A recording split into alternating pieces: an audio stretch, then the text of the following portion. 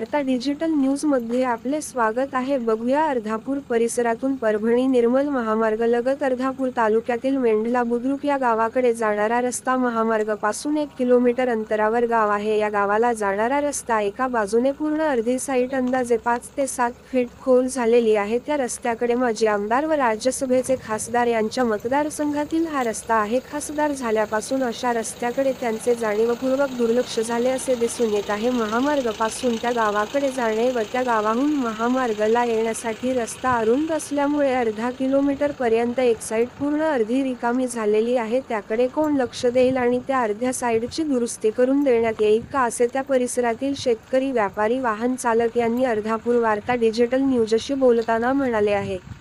आमच्या बातम्या पाहण्यासाठी लाईक, शेअर, सबस्क्राईब करा, बेल आयकॉनला दाबा आणि कमेंट करायला विसरू नका. नांदेड, महाराष्ट्र.